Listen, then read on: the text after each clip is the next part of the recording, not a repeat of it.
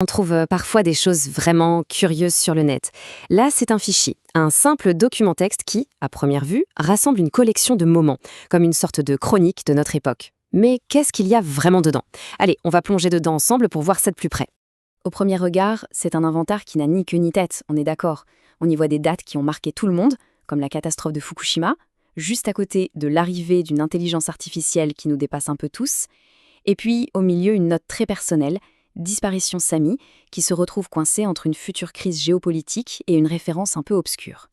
Bref, c'est un vrai méli-mélo de tragédies mondiales, d'avancées technologiques et de fragments qui ont l'air presque intimes. Du coup, la question qu'on se pose tous, c'est mais quel est le lien? Comment est-ce qu'un seul et même document peut connecter le destin de milliards de personnes et celui, peut-être, d'une seule? Est-ce qu'il y a une logique derrière ce désordre apparent? C'est un peu un puzzle, et on va essayer de l'assembler pièce par pièce. Et voilà, on a une première clé. Et c'est peut-être la clé la plus importante. Le fichier ne s'appelle pas juste notes ou archives.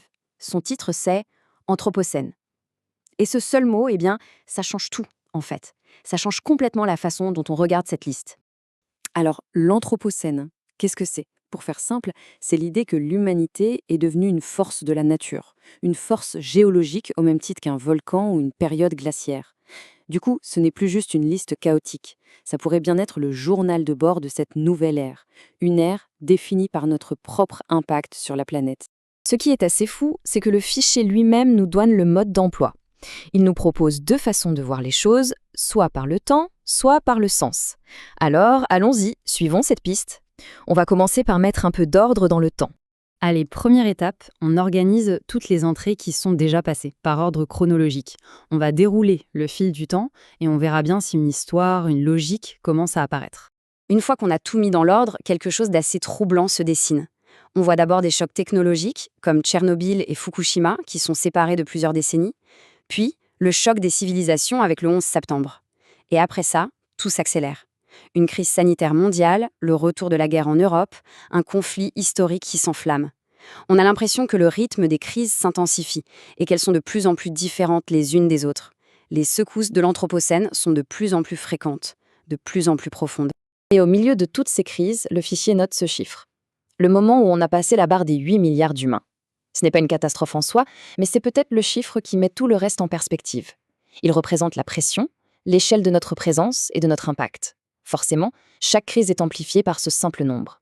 Bon, la chronologie nous a montré que le rythme s'accélère. Maintenant, on va suivre la deuxième suggestion du fichier, le tri par thème. Si on regroupe ces événements non plus par date, mais par nature, qu'est-ce que ça raconte au fond? Quels sont les grands récits qui se cachent là-dedans? Il y a un premier thème qui saute aux yeux, celui des fractures. Que ce soit le terrorisme, les coups d'État ou les guerres ouvertes, le fichier documente une instabilité politique permanente.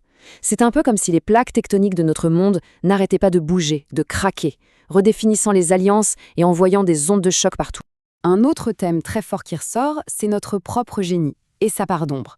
D'un côté, on a les conséquences de notre maîtrise de l'atome avec les catastrophes nucléaires. De l'autre, l'arrivée d'une intelligence artificielle qui pourrait tout changer. Et puis il y a cette petite note, presque ironique, « Faisons, ça chauffe », qui résume en 3 mots toute l'urgence climatique. Le fichier nous montre un progrès qui va tellement vite qu'il ne prend même pas le temps de regarder les dégâts qu'il laisse derrière lui. Et c'est là, je trouve, que ce fichier devient vraiment profond. Il met côte à côte l'infiniment grand, la pandémie, une expérience vécue par des milliards de personnes, et ce qui semble être l'infiniment petit, la disparition Samy. Samy, on ne sait pas qui c'est. Mais cette simple ligne nous rappelle que l'Anthropocène, ce n'est pas juste une histoire de statistiques et de grands événements. C'est aussi la somme de milliards de destins individuels. Combien de Samy ont été touchés personnellement par chacune de ces crises? Jusqu'ici, on a regardé le passé, le présent. Mais attendez, ce n'est pas fini. Le fichier nous garde une dernière surprise, et c'est sans doute la plus étrange. Il se projette dans le futur, avec une liste d'événements qui ne se sont pas encore produits.